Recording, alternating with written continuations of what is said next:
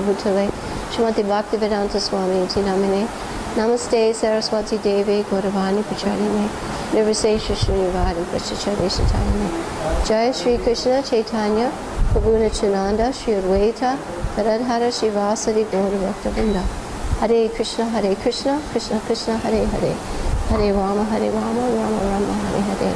So first we begin with our Gita Mahatmya, those prayers. So again, we always have to remind ourselves about regular study of the Bhagavad Gita. So many, even devotees, will think, oh well, I've read it once. Or people in India will say, oh, I know Bhagavad Gita. It's inexhaustible.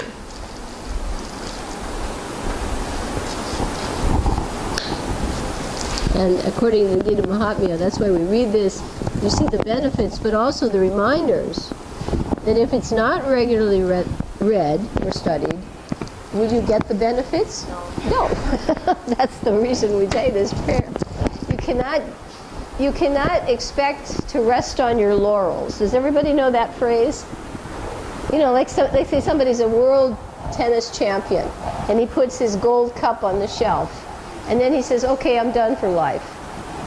Does that happen in spiritual life? No, it's eternal. Well, you're in for a long haul, everybody. If you agree to go back to Godhead, you don't quit. We're here because we tried to quit. So it's eternal. Okay. So we have our go, and our stop, and our wash, and our read, and our never, and our drink, and our serve. Okay, the six benedictions and the seventh requirement. Plus, again, remember, if you give up studying Bhagavad Gita, as if you give up any devotional practices, everything starts to go down. You can't do it. So luckily, all of you who are here really are pretty steady, because that's what will give you the strength and the protection. Hopefully find a few quotes. Don't forget, you need your protection shield. The Gita is that. It's like your armor against the material energy. It's true. It's true. It's your armor. It's like you go out into the battlefield and you go out in a swimsuit. It's not going to be too smart. I think you all agree with that. Okay. One who recites this holy scripture, the Bhagavad Gita, achieves the abode of Vishnu, which is always free from the mundane qualities based on fear and lamentation. Everybody experience that? Yeah. All the time, fearful. All the time, oh. It's constant and it's concomitant factor of material bondage. Text 2. Now, this is your shield. One who is regularly engaged in the study of the Bhagavad Gita and in the practice of pranayama is never affected by the reactions of his past misdeeds. All right, so the minute you stop, the karma starts to move back in. We're getting a fraction of it. I mean, I can say for myself. We're getting a fraction. Prabhupada said, if maybe you get a little cut on your finger, the karma was you probably should have had your hand chopped off. We have no idea what kind of karma we were headed for. Text 3. By daily taking a bath in water, one may cleanse himself from impurities. But if one takes a bath even once in the sacred water of Bhagavad Gita, for him the dirt of material life is altogether vanquished. Okay, so you have to take a bath every day. Everybody agree, right? Otherwise, especially in sticky weather, you take about 5 a day and you're still feeling yuck. This body is not so nice. Text 4. Now we find out how to read the Gita. The Bhagavad Gita is meant for careful recitation. And then there is no need for any other scripture. Because it is directly emanated from the lotus mouth of the Supreme Lord. And I see all of you using your pacer. Very nice. Very good. These are our little classroom skills, using your hand to focus the mind and sliding it along on your text. Also, starting with the compression words, the anchor words, we do that. So this one is never, the anchor word is never. By drinking the Ganges water of the Gita, the divine quintessence of the Mahabharata, and emanating from Lord Vishnu's lotus mouth, one will never again take birth in the material world. Text 6. Now, the nectar of the Gita, it's not just dry philosophy. All the Upanishads are compared to a cow. And the milkman is Sri Krishna, the son of Nanda. And they have to always say that because, did he get prasadam? Did you get prasadam? Please take, if you didn't. Yeah, please take, please. Yay, very good. Thank you, Mish. We have to say the son of Nanda because other personalities are known as Krishna, like Draupadi is sometimes called Krishna. So this is son of Nanda who we're talking about. Arjuna is the calf. The great nectar of the Bhagavad Gita is the milk. And the fortunate devotees, the fine theistic intellect. And I think that's a good analogy because milk creates fine brain tissues so that you can understand finer topics. So here they're comparing milk and the devotees who have fine intellect, not gross, fine theistic, not atheistic intellect. There are some people who have a lot of intellect, but their nature is demoniac. Are the enjoyers of that milk. And our final way to reciprocate for the blessings, there need be only one scripture. Sri Krishna's divine Gita. Only one Lord. That same Krishna. Notice how they say the son of Devaki. Only one mantra. The chanting of his holy names. And only one duty. Devotional service unto that Supreme Lord, Sri Krishna. Hare Krishna. Hare Krishna. Krishna Krishna. Hare Hare. Hare Rama. Hare Rama. Rama Rama. Hare Hare. Gita Mahatmya Ki Jai. Very good. Okay, Neela, if that's a loose one, do you want to give it to me? Neela, yeah, thank you. Some of them are not in packets. If you can collect the other ones that are in protection sheets.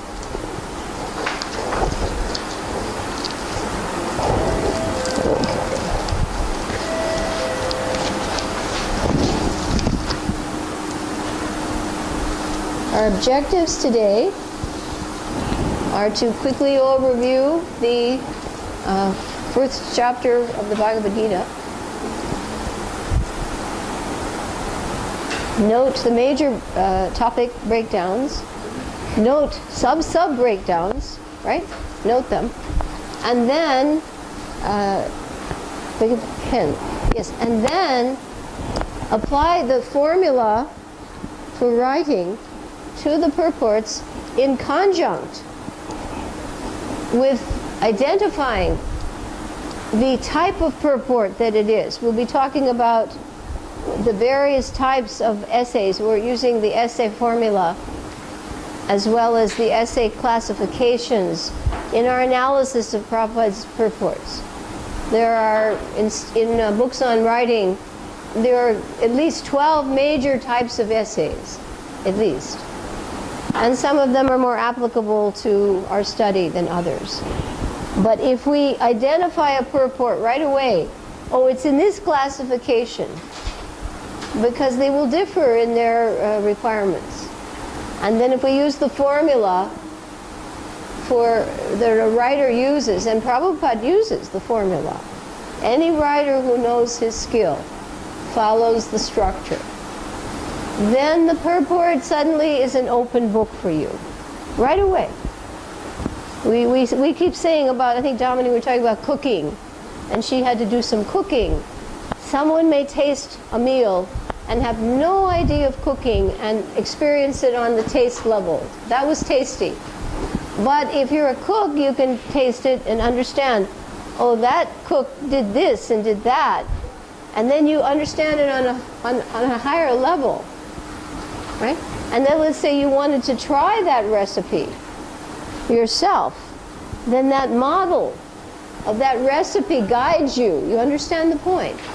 So then when you write, then these models, Prabhupada's purports, guide you as to how to follow not only the recipe, the formula, but to be able to express yourself more effectively, explain the philosophy more effectively. All right. So let us now take out our little 1881 and open up our magic slates.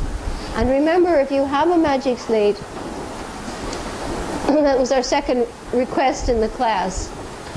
If you're pressing down on a piece of paper, you're writing on another surface with a pen, please do not use the little magic slate as the board. Because those magic slates, I've seen a little water on the edge or too much, they don't hold up that well. So if you're writing with a pen on a piece of paper or a notebook, use your drawing boards, okay? That's simple. Now, I thought, too, we'd start with the dramatic picture.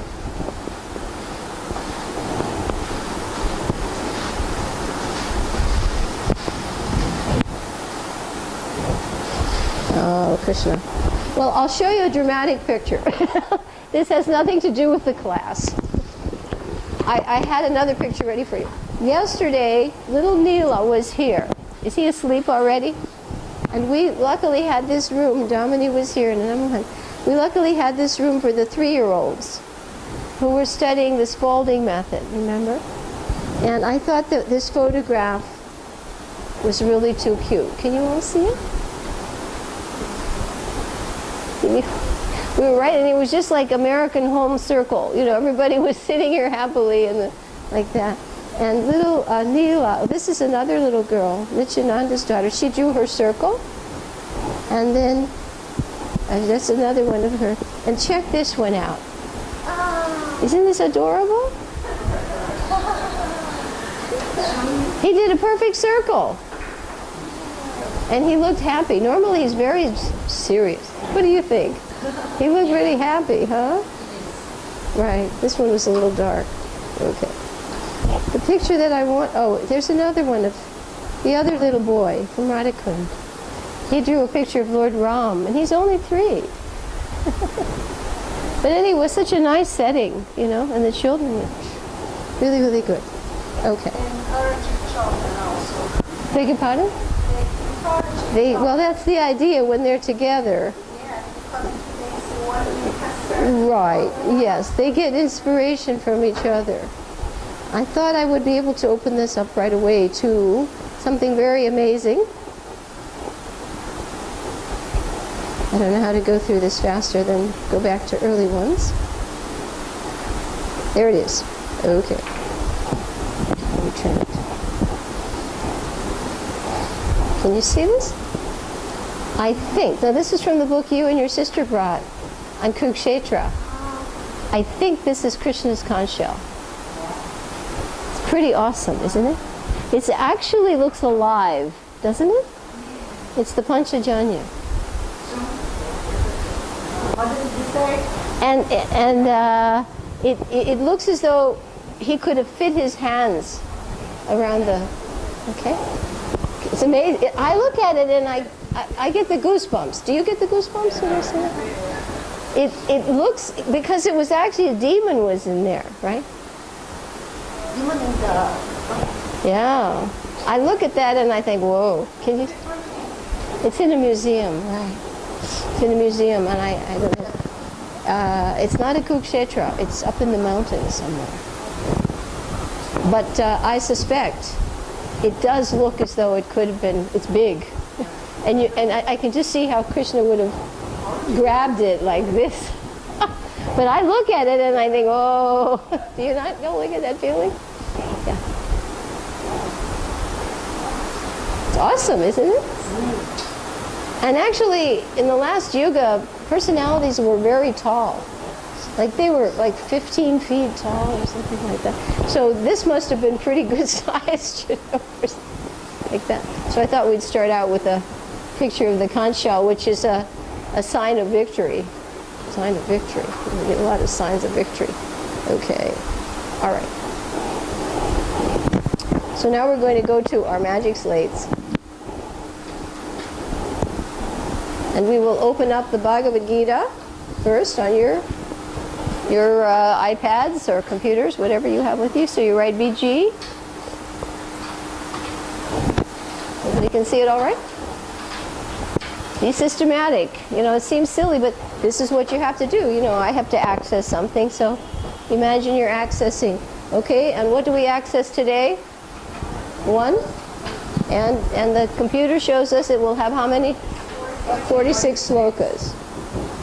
All right, 146. And a way to remember 46 is there are 46 characters in the Sanskrit alphabet. Is that correct? So in Sanskrit, there are 46 characters. Now we need to know the title of the chapter. All right? The title of the chapter is Observing the Armies on the Battlefield of Kurukshetra. So everybody this far knows this, because you all, I mean, this is not new to you. But you will be surprised the number of souls in India who don't know this. It's amazing. So there's a lot of preaching to do, even in India, what to speak of in the West, right? They know the Gita is an important book, but that's about all. Okay? So chapter 1 is called Observing the Armies on the Battlefield of Kurukshetra. It has 46 slokas. And 46, what's your memory link? Sanskrit language. Okay. And according to the Bhakti Shastri Study Guide, it has 4 major topics. 4 major topics. Right. Okay. And if you look at your little 1881 book, what we do is we just pick one word, again, for each topic and a signal. That way it's very easy. We can take people through the Gita in about 15 minutes, 10 minutes, with a single word and a gesture when we do a walk through the Gita book. Okay? So our first topic is war. So you just make your little signal, war. And your second topic is victory. Now that makes sense. There's war, and then there hopefully will be, for somebody, victory, unless it's a standoff. Okay. And the third topic is Krishna. Just one word, Krishna. And our fourth one is Arjuna. Okay. Yeah, just Arjuna.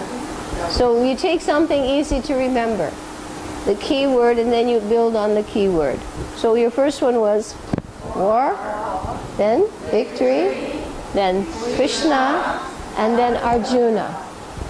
All right. Now you're ready to fill it in. You put the tree trunk, you put the little branches, now you can put the twigs. So we will add to the war preparations for war. So what do you say? Preparations for war. And what do you say about victory? Signs of victory. You saw one, that big conch shell. I think if I saw that conch shell, I would think, oh yes, they're going to win. And the third one is Krishna as Bhaktavatsal. He's the dearmost friend of his devotee. And the fourth one is Arjuna's doubts. Here he is on the battlefield, prepared to fight, and he's getting what they say, weak need. He's thinking, wait a minute, what will happen if I actually do this? Right? He's about ready to pick up his bow and arrow, and then he hesitates. Okay. So the whole thing is those 4 key words. All right, so very quickly we'll say them. Preparations for war, signs of victory, Krishna as Bhaktavatsal, and Arjuna's doubts. Now you're all practiced enough, we've done this enough, that it's pretty easy, right? For all of you. Every one of you can do this, right? We don't have to revise too much. Now the next step is to identify the location of those topics exactly. All right? So the first one, if you see 1881, we'll jump right into the bigger numbers. It goes from 1 to 13, right? 13 verses are preparations for war, 1 to 13. The next one starts with obviously what? 14. So these are odd numbers. The next one, both numbers are even. It goes from 14 to 20. Okay? So this is a little harder, but 1 to 13, you do yo-yo practice, and then you go from 14 to 20. Now most of the people here who are regular, they've done this enough that they wouldn't have even needed this preparation. But we have about 3 people here who are, Damini's never gone through this. And even I think Shama, you haven't, or have.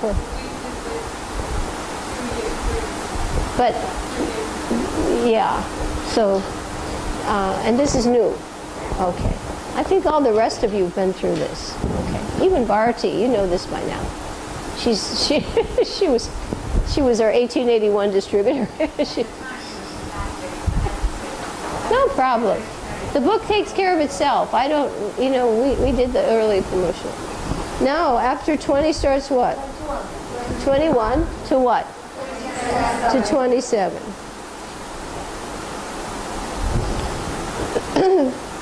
And then from 27, we'll start with what?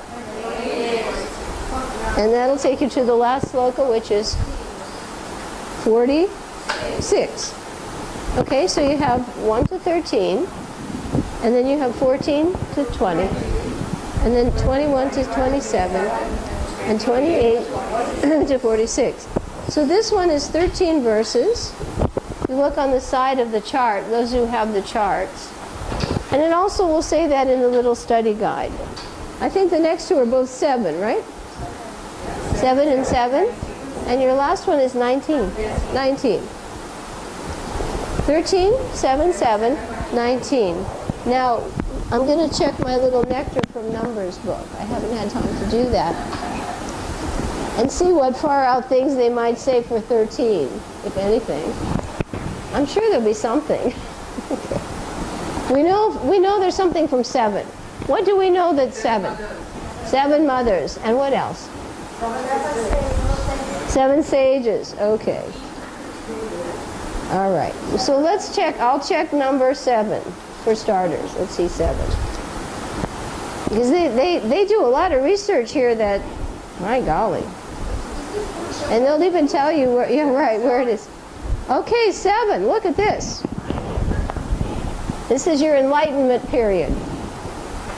7 types of bath. Yeah, 7, they're called Chiranjivas who are still living. Ashvatthama, Bali, Hanuman, Vibhishana, Kripacharya, Parshuram, and Vyasadeva. It's an amazing book. I mean, you can just sit and just study this for hours.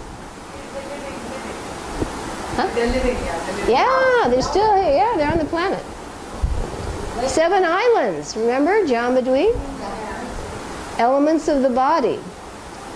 Feminine qualities. Holy rivers. Horses yoked to the sun chariot. Reddish parts on Krishna's body. Means to obtain the mercy of the Lord by performing sacrifice. Maya Devi's different names and places. The different mothers that we know. Natural qualities of a Kshatriya. Oceans surrounded by the different oceans. Planetary systems and their governors. This is the lower ones. Planetary systems, upper ones. Progressive stages of prema. The sages of the present Vibhaswatu Manu. Shaktavish avatars, there are 7. Singing meters. Singing meters? Yes, Sajja, Rishabda, Gandhara, Madhya. I don't know anything about singing. And Swargaloka, heavenly plane. Pretty far out, huh? So there are 7. Now let's find out what they say about 13, if anything.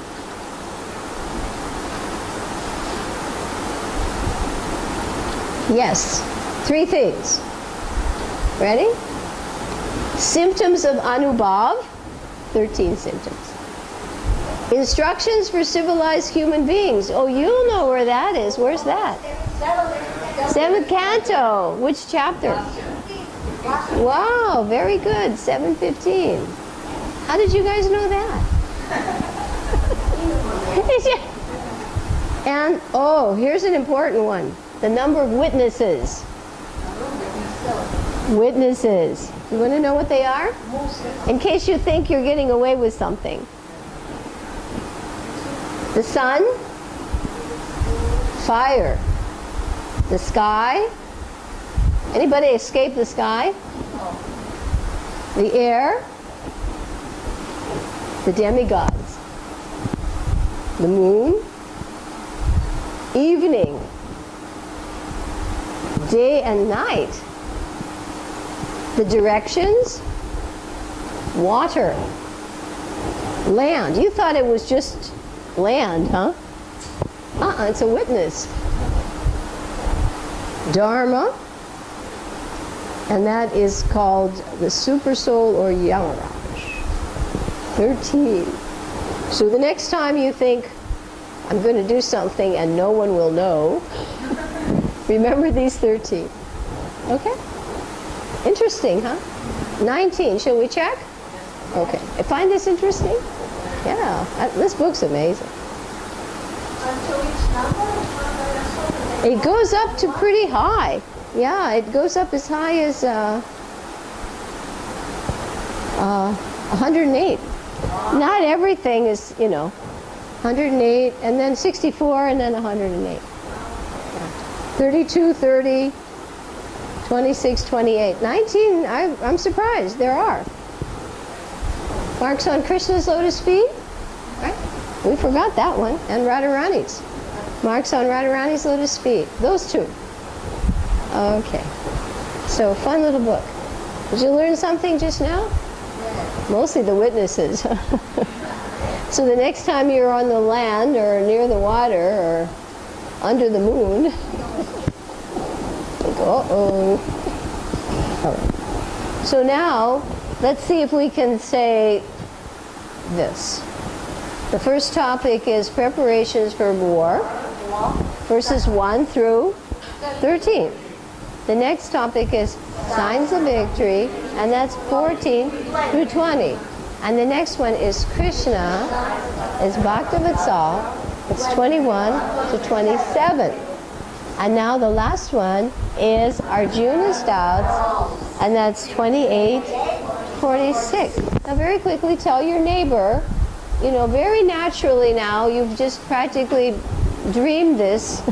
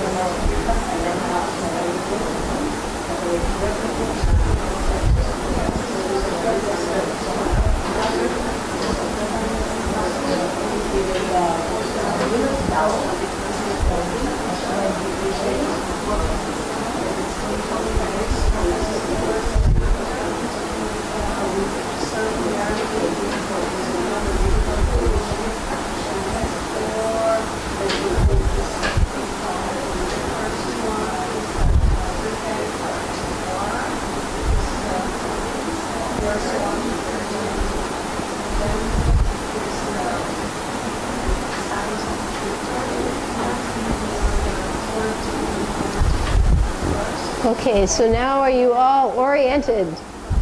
It is helpful, huh? Just think, a couple years ago, would you have thought this possible, Govinda Kund? How about you, Bharti, huh?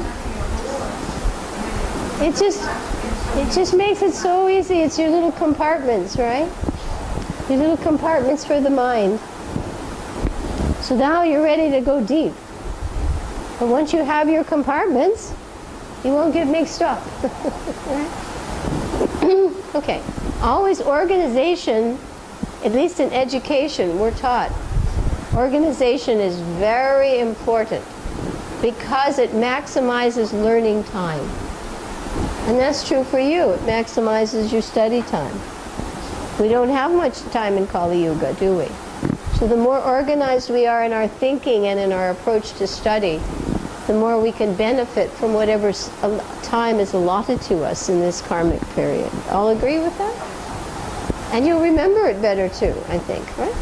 So everybody passed the test on that? You did? How about you, Shama? Okay. Okay. You've got that, right. So the numbers, you can revise that when you get a chance, okay? Because it does help you. Oh, if somebody asks you, well, where will I find Arjuna's doubts? Oh, you'll say that's in the first chapter, verses 28 to 46. Okay? Because someone may want to know. And right away you can, or you're looking it up to write a study question, right?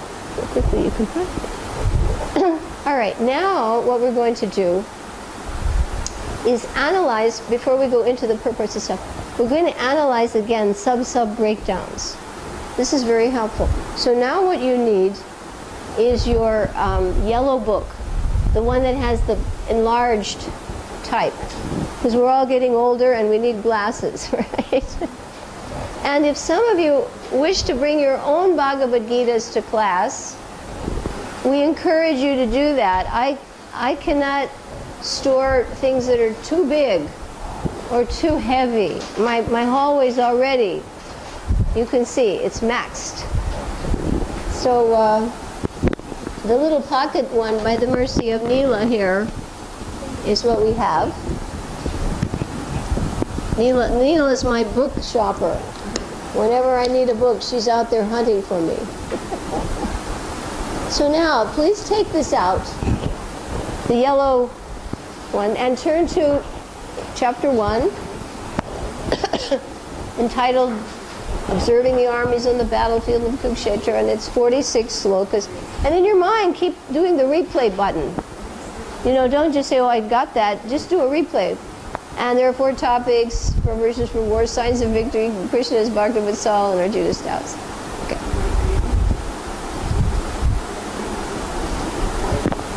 Now, before we go into analyzing these for sub-sub breakdowns, the study guide also shows Arjuna's doubts are 4, and we forgot to do those signals. Arjuna has 4 main arguments for not fighting, and we do a little signal for that. So the first one is, the signal is compassion. Compassion. He doesn't want to kill relatives or teachers or gurus or friends. That's true, right? All of you, if you know certain people, even if they're troublesome, you tolerate. You know, especially in the case of parents and teachers and friends, you know, it's like, whoa. So he's feeling compassion.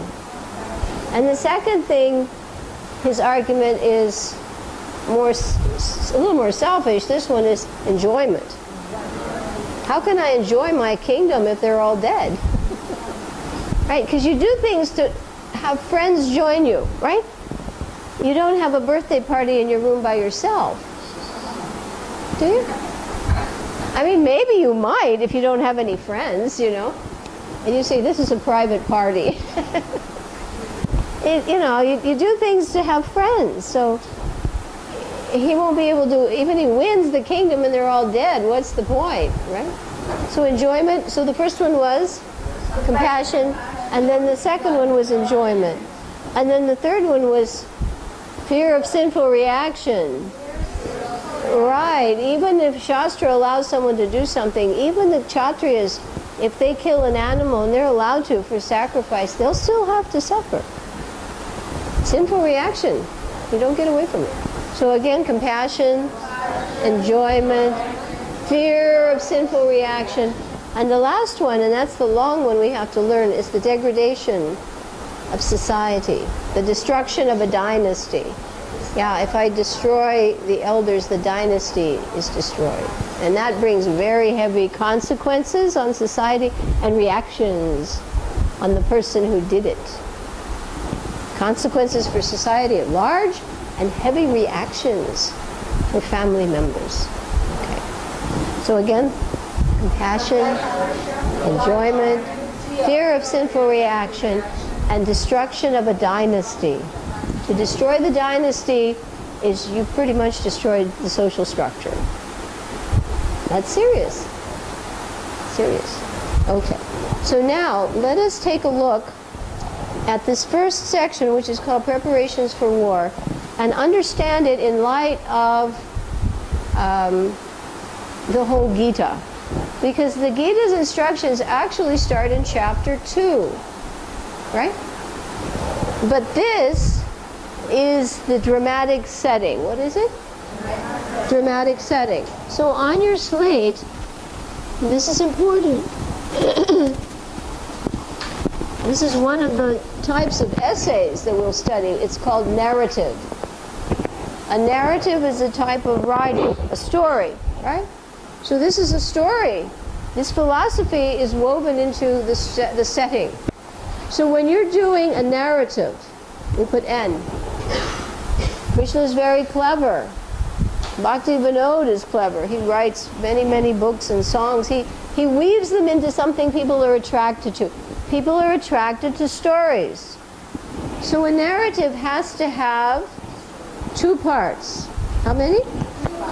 2. Okay. It has to have setting. Actually, we're going to put 3 here because there has to be a resolution. It has to have a setting. Where is it? Where is the story taking place? That consists of setting. And the next part, there has to be a conflict. If there's no conflict, there's no interest. You know, even though we don't like conflict in our lives, and we try to avoid it as devotees, but if you're reading a novel and nothing happens, would you read a novel about a sage who was in meditation for 1,000 years? Would you read the book? He sat there. His fingernails grew long. You know, that's about all you'd read, right? And his hair grew long.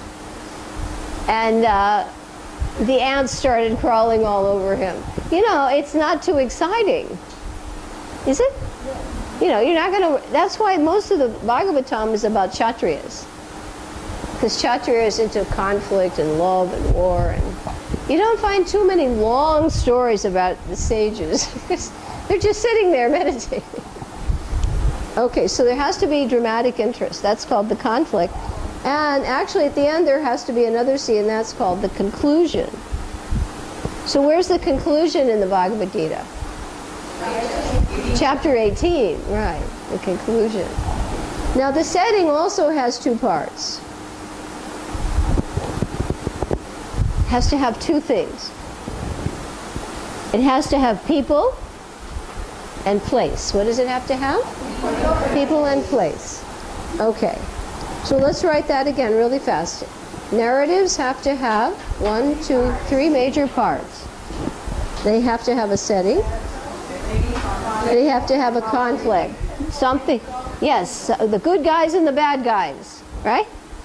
And then there has to be a conclusion. Sometimes they call that R, the resolution. How did we solve the problem?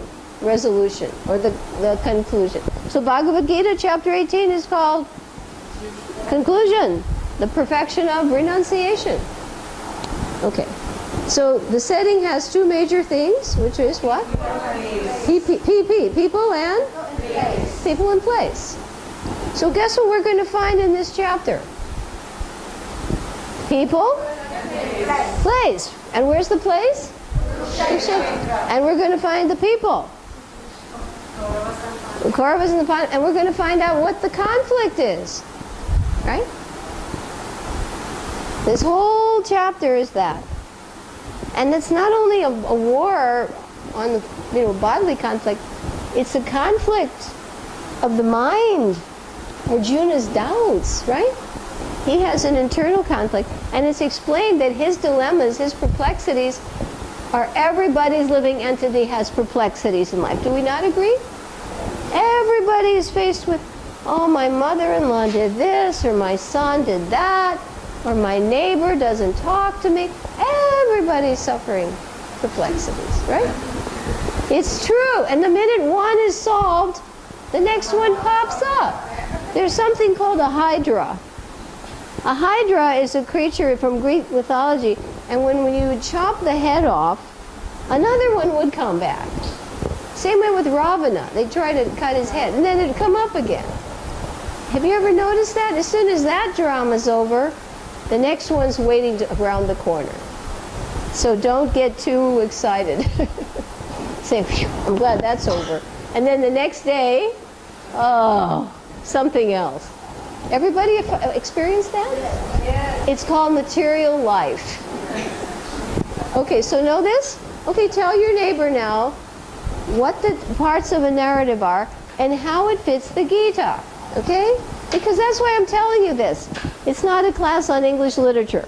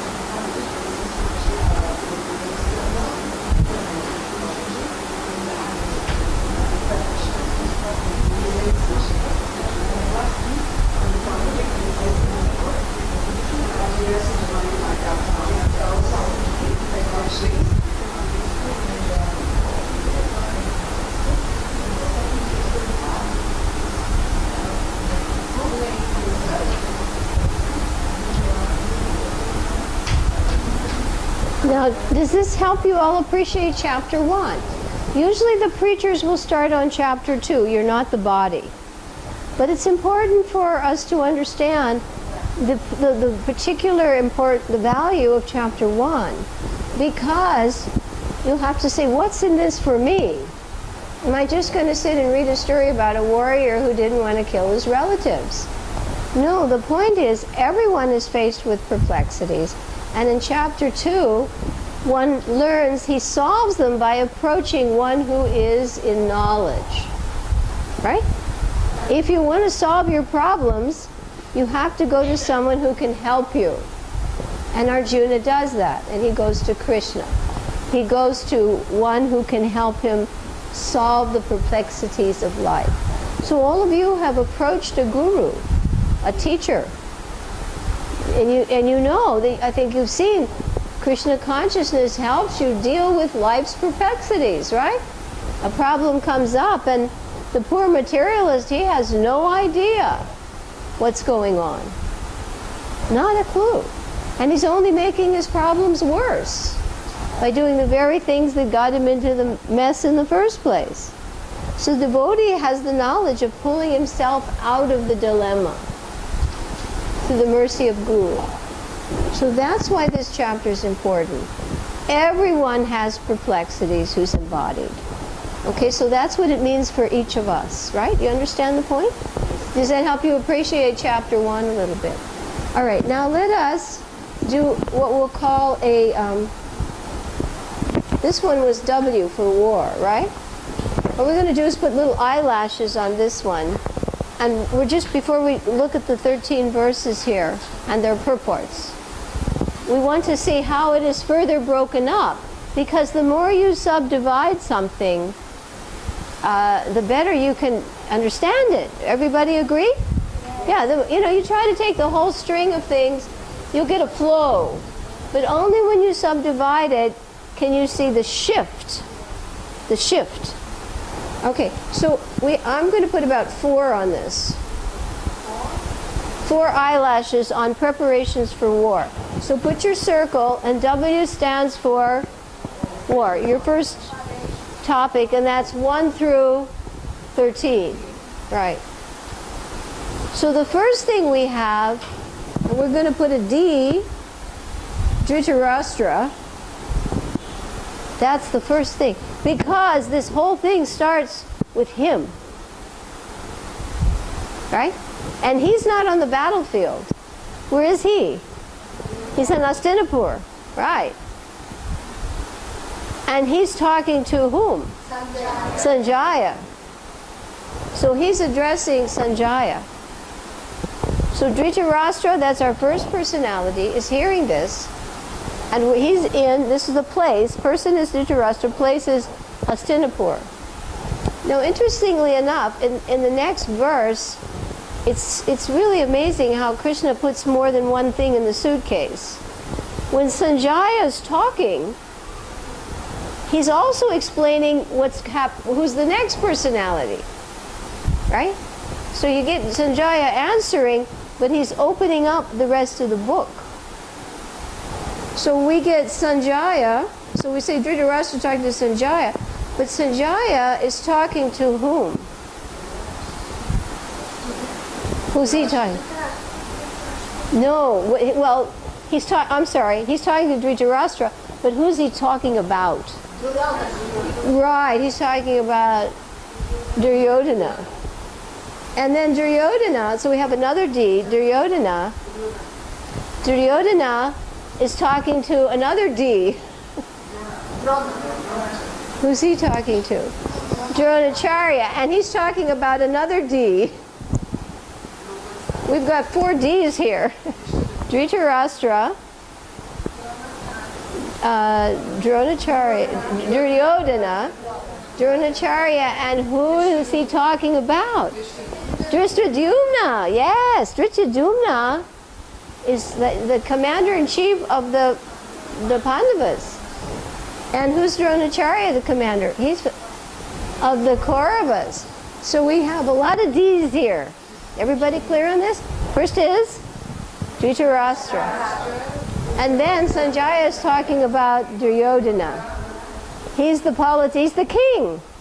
And he's a politician. Kings are politicians by nature. Politician by nature.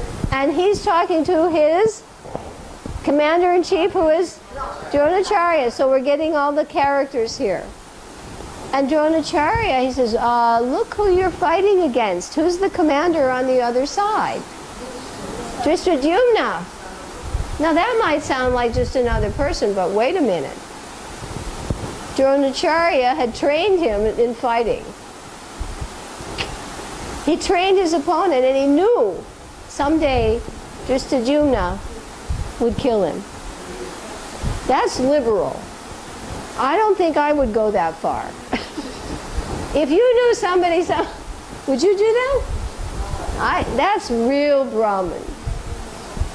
So you got that? So try to tell your neighbor, because this is a really important thing. Dhritarashtra's in Hastinapur. He's talking to Sanjaya. Sanjaya, by the mercy of Vyasadeva, can see the battlefield. He can see what's happening. Television of the heart. Duryodhana is the king. He's a diplomat, and he knows, whoa, this looks heavy. I have to talk to my commander-in-chief, who is Dronacharya. And they don't really mention Dhristadyumna's name. They just say he's the son of Draupad. So you got 4 Ds here. Yeah, Drupada. And brother of Draupadi. And Draupadi's D. 5 Ds. Draupadi, Drishtadyumna, Dronacharya, Duryodhana, and boy, you guys are really getting it now. Okay. Okay, so you can tell them really quick? Because if you know the personalities, then this first chapter comes alive, okay? You tell each other?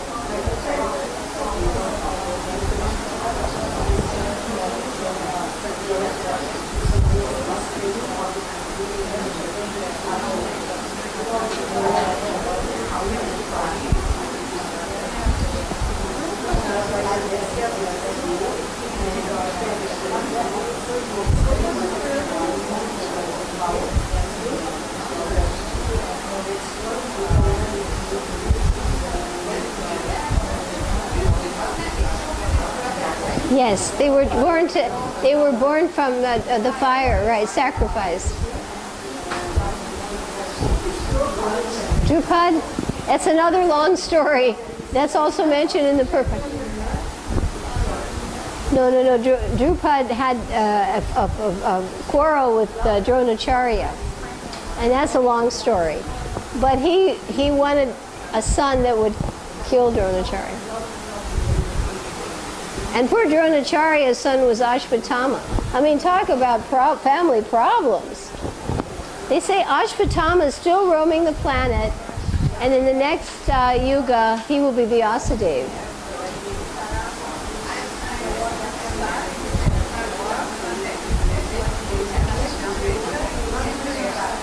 Yeah. Yeah, friendless. That's his punishment. No friend. He got purified, right? He gets purified. So there's hope, huh? So we're all going through purification.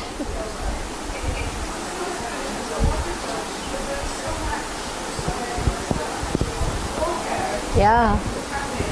It's material life, conflict. Okay, everybody got the scenario now? You know this. You know the setting. It's yeah. Okay. Now the other thing on this little eyelash thing is that we have Duryodhana identifying the good guys and the bad guys, right? So I think I'll add another one here. So we'll put here P for the Pandavas. The good guys are identified first. And then the Kauravas are identified next. So Duryodhana is naming who do you see on the other side? Not only do you see your student that you trained because you were lenient, but you see all these warriors that are formidable. Bhima, Arjuna, many others that are their equals. And then, but he says, well, wait a minute. I'm going to tell you about my captains. And then he names his side. So here we have the conflict. And then at the very end, we get the start of the battle. So we'll put B. The battle starts with the sounding of the conch shells, kettle drums, and trumpets. So do you see the flow here of 1 through 13? Dhritarashtra, Sanjaya, then you hear Duryodhana, and I'm getting them mixed up myself, Dronacharya, and they're talking about Drishtadyumna, and then the list of the Pandavas, and then you see the Kauravas, and then the battle starts in verse, practically, yeah, the sound of the conch shells, and then you get, you get Bhishma blowing the conch shell. So that gives you the first 13. You got that? Okay, let's take the next one. Because once you know that, it's pretty easy to follow the story. Okay, so your next one was what? Signs of victory. So on that one, we get the signs of victory for the Pandavas, right? So we'll put Krishna, Arjuna, they're all blowing their conch shells. So you get a list of all the conch shells. Plus, you're going to get the list of the warriors on the other side. Okay? And woven in, you're going to get other signs of victory. You're going to get quite a few. Woven in. The chariot. The flag. Krishna's presence and goddess of fortune. Okay? I'm trying to think what other ones. Oh, well, yeah, Hanuman on the flag, right, Hanuman and like that. So you get all the signs of victory. And then the very last thing, you'll get the results of the sound of the transcendental conch shells. The opposing side, their hearts are what? Shattered, which is another sign. Because when they blew their conch shells, the Pandavas didn't get upset. But when the Pandavas blew the transcendental conch shells, the enemy was like, and when you saw a picture of that conch shell, you can imagine what that thing must sound like. I don't think we could even blow it. You know, I just tried to pick it up and blow it. It's too big. Thunderous, tumultuous. Okay, so you're getting the Pandavas conch shells and the signs on that side, and which include the horse, or the chariot, the flag, the goddess of fortune with Krishna. All those signs, plus you get the opposing people blowing their conch shells, but when they hear the sound, their hearts are shattered. So that's part 2. Okay, that flow there. Now part 3 is what? Krishna. Is Bhaktavatsal. And this one, you get Arjuna asking to go, we'll put Arjuna, he's asking to be driven into the middle of the battle. And this, of course, shows that Krishna has agreed to be the charioteer, but not to take sides. He won't take sides. But he agrees to be charioteer, but he has to make a vow, I'm not going to fight. I will be your friend. I'll drive you. But I won't engage in the fight. Okay? So you get Arjuna, and he's coming, please drive my chariot between the two sides. And then he sees, what does Arjuna see? He sees his relatives, right? What does he see? We can put an eye here. What does he see? He starts listing all the people that he sees. Yeah, what does Arjuna see? Friends, relatives, teachers. He knows this already. Don't think he didn't go into this battle not knowing who's going to be there. Yeah, he's just getting doubts. All right? So in this point, he's saying, at this point, I don't want to take part in this. Okay. So our next one was from 21 to 27. So from the next one is Arjuna's doubts, so we'll put the question mark. And that's a big section, because you get the 4 arguments, right? Plus the very end when he refuses to fight. So you're going to get the compassion, and you'll get the enjoyment, and the fear of sin, and the degradation of a dynasty. And then finally he sits down, and his refusal to our refusal. He doesn't, I'm not going to fight. So you got those sub-breakdowns then. Okay?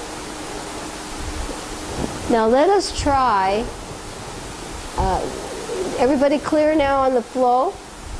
Now what we're going to do is quickly do codes for different kinds of purports. And that little book that we did for the retreat, called Prabhupada, the Master Teacher, in that I listed 12. And the source of that is a Webster's High School Writer's Handbook. So my references are correct. Webster is one of the biggest publishers of dictionaries and materials, okay? Language materials. So in that book, the author lists 12 major types of essays. Now we're going to learn the codes for some of them. So the first one is A. Okay, we're going to put letters. And we're going to have 2 that are C. And we're going to have 2 that are D. A, C, C, D, D. Okay? And then we're going to have the one we just talked about, N, narrative, right? Narrative you understand. We just analyzed a narrative. This whole first chapter is mostly what? Narrative. You'll see the purports are mostly narrative. They're telling a story. And the next kind is O for an opinion. And the next one is P for persuasion. Now here we only have 1, 2, 3, 4, 5, 6, 7, 8 out of the 12. There are some others that are called literary analysis, where you just evaluate the quality of that. There are some that are called a review, like a review of a book. Some are how to answer examination questions. But these are the most important ones for identifying Prabhupada's purport. Because before you start a purport, do this.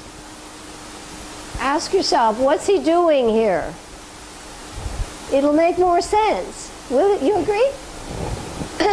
So, A, C, C, D, D, N, O, P. I know when we were little kids, and if we were saying no, we'd say nope. Nope, I don't want to do it. That's not a good thing to say, is it? And you say yes, no, nope. Nope, it's not a good thing to say no, right? Parents know that, right? When the children say no, not a good thing. A, C, C, D, D, N, O, P. So we erase that. Let's do it again. A, C, C, D, D, N, O, P. Because if I just tell you the list, you'll find it boring. But if you remember the code, it's easy to remember. A, AC, air conditioning, right? AC Bhaktivedanta Swami. ACC. DD. Yeah, we had a lot of D's already. Dhristadyumna, Duryodhana, Dronacharya, Dhritarashtra, and NOP. All right, because I tell you, if you know this, and if you do it, okay, erase it and tell your neighbor the code. Remember, codes are a good way to start your study. Because otherwise I tell you the list and it's boring and you'll forget it. You'll be bored, you'll say, why is she doing this to me? And you'll forget it. But if you learn a code, then you're curious, you remember, and you'll use it. Agree? Now you're an English teacher, so this will help you. Are you curious to know? Good girl. Dominique's going to be an English teacher for 5-year-olds. And I think you've had to be an English teacher as a mommy, right? Right. And in Madhya. Did they teach you this? It's fascinating. And it will unlock the purport for you. Because Prabhupada knows this stuff. Prabhupada's no fool. He studied in a very good school in India. Queen's College. Okay, here we go. Here's your code. A, C, C, D, D, N, O, P. Okay? A is for analogy. What's A for? Analogy. Some whole purports are analogies. Right? We're going to find one in this chapter. Yes. Now you're going to have fun when you read, because you're going to be looking for something. Right? This will be exciting. This will be like Sherlock Holmes. What's the clue? Oh, that person was in the room, I can tell. The chair was moved 2 inches this way. You know what I mean? Those detectives, they look for clues. So now you're detectives. You're going to detect the type of purport. A is for what? Analogy. We have two C's. The first one is the law of karma, cause and effect. Everything that has an effect had to have a cause. You agree? Yes. If you have red spots on your face, you must have gotten the measles, right? Because the effect indicated there was a cause. If you have a material body, it's the effect of a particular cause. We have to find out what that was. So, analogy, cause and effect. This is called karma, right? Karma. Somebody has a beautiful body, high intelligence, noble birth, good karma. Somebody, born with very little education, no food, starving, bad karma. Okay? Cause and effect. The next C is called compare and contrast. What's it called? You'll see that Prabhupada does that all the time, and so does Krishna in the slokas. He'll compare those who are faithful with those who are faithless. Prabhupada will compare the Mayavadi sannyasi with the bhakta, right? He'll compare personal worship with impersonal worship. All over the place. All over. You're going to get a comparison in the first 13. Oh, we're comparing our strength. Bhishma is the better general, but he's old. Bhima is strong, but his knowledge is not as experienced. And he has more of a gross sensitivity about things. Bhima is just like... And Bhishma is more refined intelligence. Expert. Compare and contrast. All over the Bible. Now these purports, you'll see it. You start before you read one. You say, okay, it's this one. And then it's easy. Now we have two Ds. The first one, and it happens all over the Gita, is definition. Prabhupada will start a purport. You listen to Bhagavatam classes. The significant word in this verse is, okay? The significant word in this verse is, and he will go into, either he'll give you a dictionary definition or a long explanation of why that word is so significant. And he'll do that with Brahma Kshetra and food Kshetra. It's not just a holy place. There's more to it than that. For me, not that his purpose suddenly becomes like I want to go and okay? Okay, so analogy.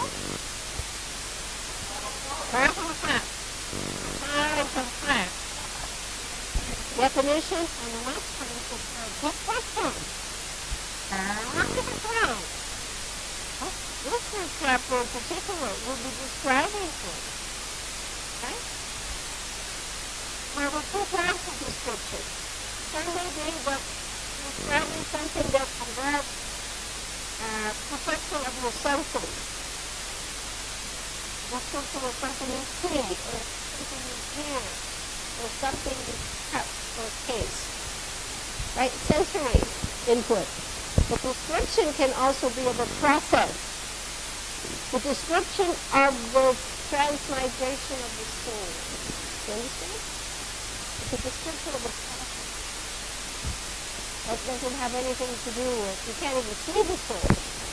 No way to perceive it directly. Only by its symptoms.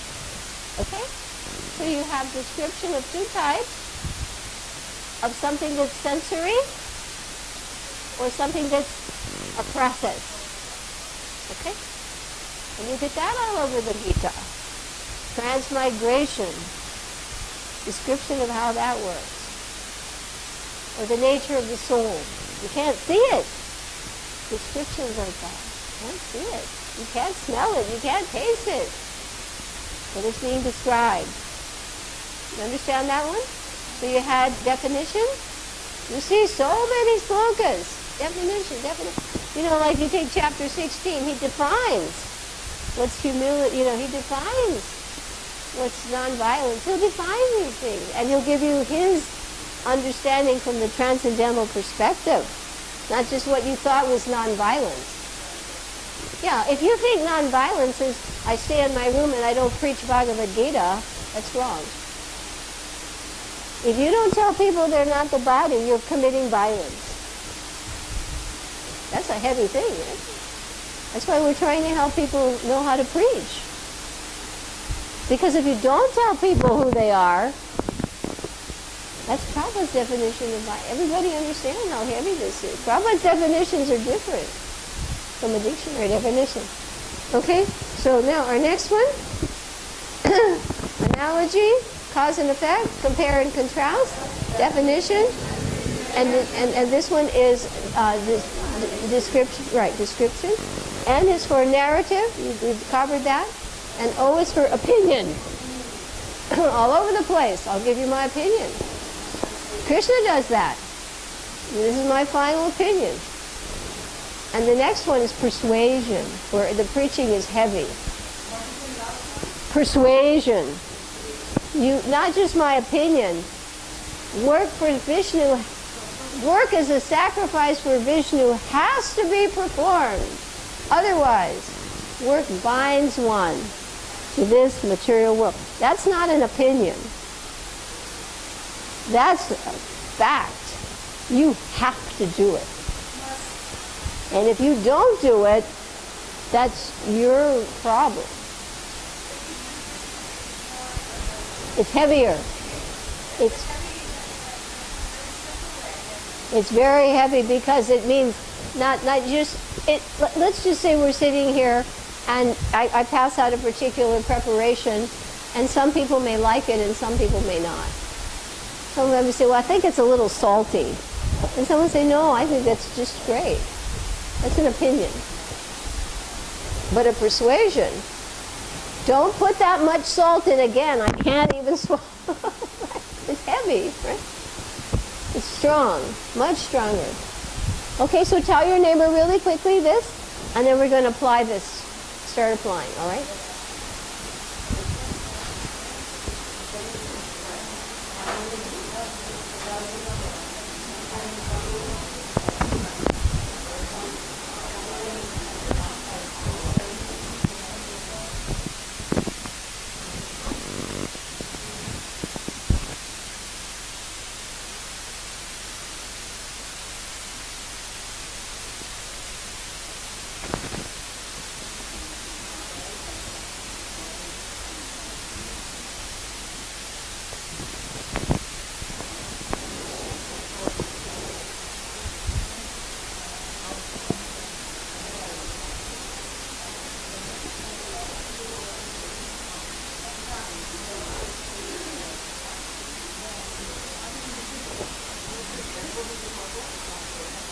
Yes. Whenever you read a purport, each paragraph will be different too.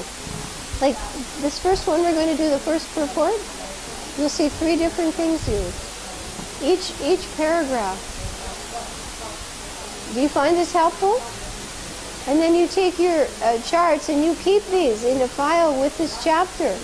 If you can't get it all done, save it and add on later. But you'll see these open up now. They're not just, you're detectives, right? And you'll see the point behind it.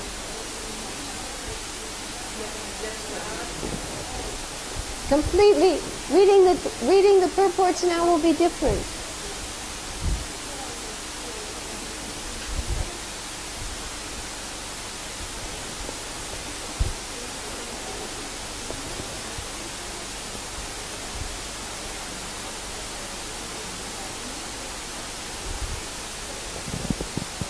Okay.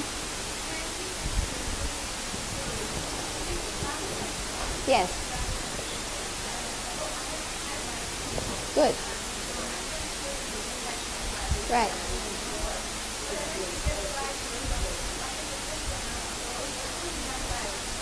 Right.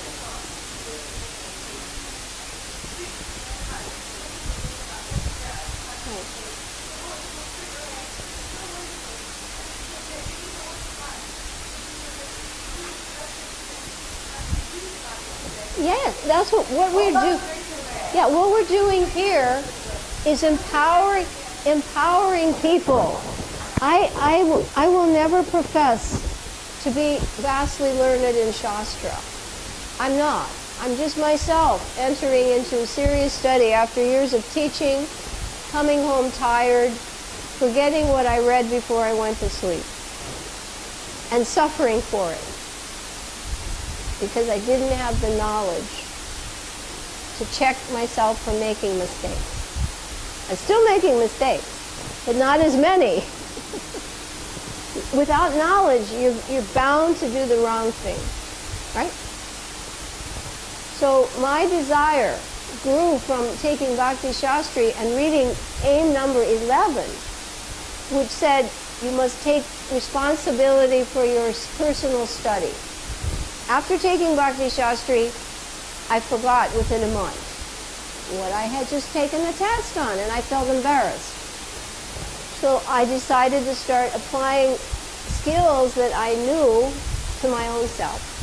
And I decided, and Shama was one of the first people, Shama Manjari, in my group, right? And it was pretty primitive, our little group. In the room with a few people, more prasadam than facts. But, eventually it has grown to an understanding that if you give people skills, they can acquire knowledge more effectively. Everybody agrees with that. And it doesn't matter where you are, how learned, the point is from whatever, it's like bhakti. Wherever you are, you go from there. Nobody is barred from bhakti. Krishna's kind. So our point here is to give you all those keys that help you go on. And many people have. They've, gone on to further study. I think almost all of you here agree this helps you in your personal study. And it helps in your preaching. You agree to that, right? And you found that. It just opened it up. Because, you can sell a book. But what was Prabhupada's biggest concern? The devotees aren't reading it. So my desire was, with the Mani Mandala concept, to try to help develop methods and materials that would make the books more accessible to the general public. There are scholars there, but they're not the masses. The masses are not scholars by nature. A percentage will always be there. Narayani and Urmila and,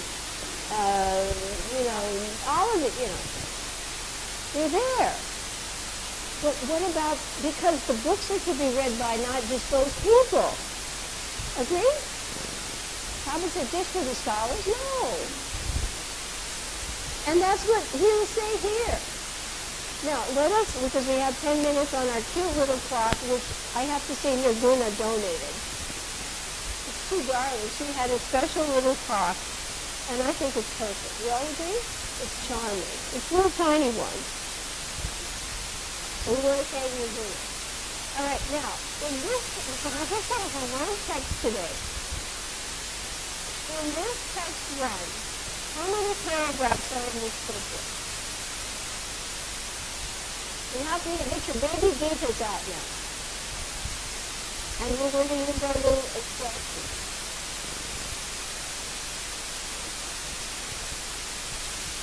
Well, this is how many paragraphs this could be. How many did everybody agree? That's one. Correct? That's one. That's one. Now, we'll have a structure of this chapter. We're going to go to these. We want a breakdown, we want a sub-breakdown. Well, we don't have to go into that. Now we're ready to go really into this. The purports shed light on the verses.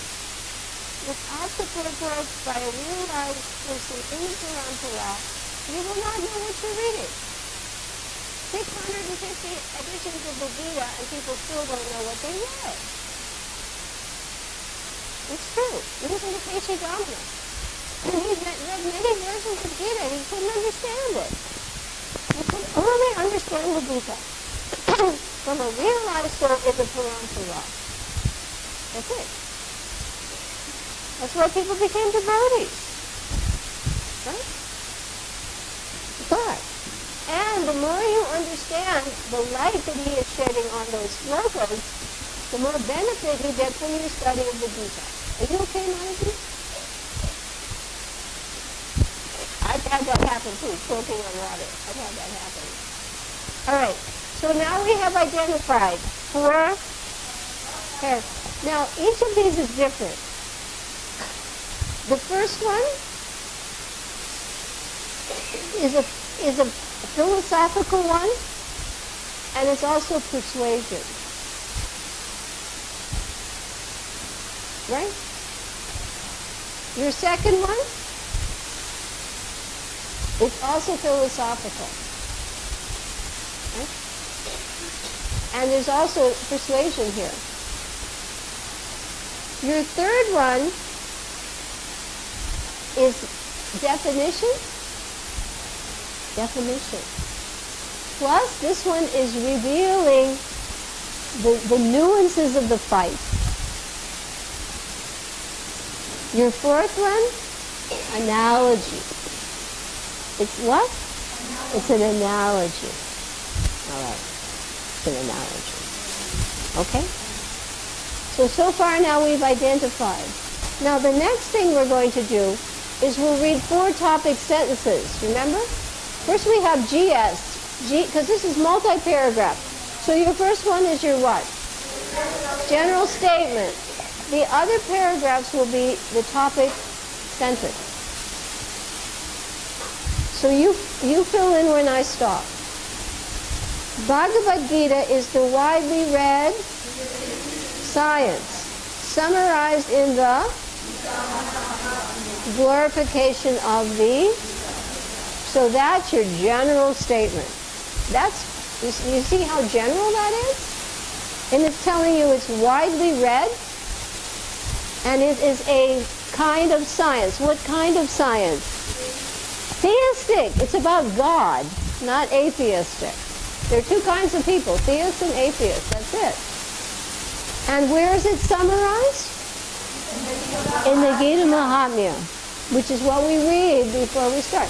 And Prabhupada quotes the Gita Mahatmya in his introduction, right? That's our general statement for this purport. Okay. Now let's go to the next topic sentence. Turn the page. You read where I stop. The topics discussed by and as described in the. So now that tells you where, right? Who and where. Form the basic for this great. Now he packs a lot in that. Right? Two people talking, and this is the basic principle for this great philosophy. Now let's do the first sentence of the next one. The word,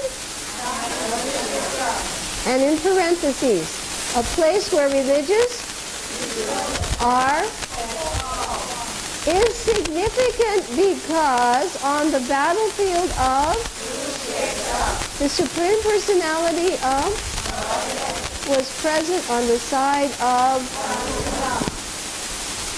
Amazing. The word is significant. Why? Because Krishna is there. Krishna is there. Otherwise, would we really care that much about Dharma, Kshetriya, Kurukshetra? It's important because why? And on what side? Arjuna. Do you see how much he puts in one sentence? Really sit and think about these things. Otherwise, you can go like this. The word Dharma Kshetra, a place where religious rituals are performed, is significant because on the battlefield of Kurukshetra, Supreme Personality of Godhead was present on the side of Arjuna. Did anything happen? No. I mean, something happens, but so much can happen if you just see what does he pack into this. Now we're going to go to the last paragraph, and we'll read the TS. What's TS? Topic sentence. Both the Pandavas and the sons of belong to the same, but Dhritarashtra's mind is hearing.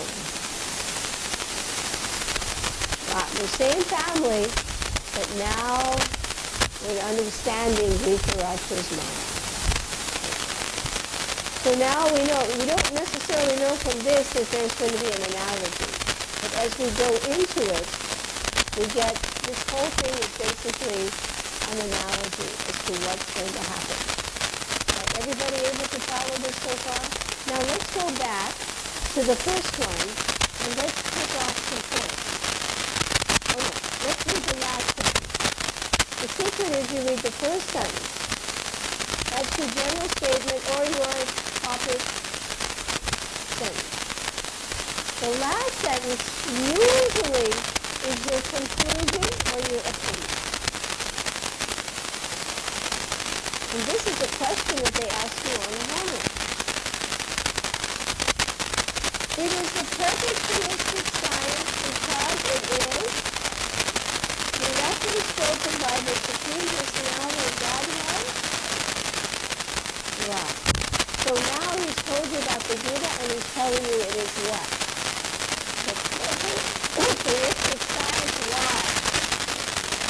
Because it is directly spoken by. And he's telling you who is Krishna. Is he just another man? No. He's the Supreme Personality of Godhead. Right away, the first paragraph. It's widely read theistic science, and it is the perfect theistic science. Why? Because it's directly spoken, not just about Krishna, directly. And who is Krishna? Supreme. There are a lot of people who don't agree.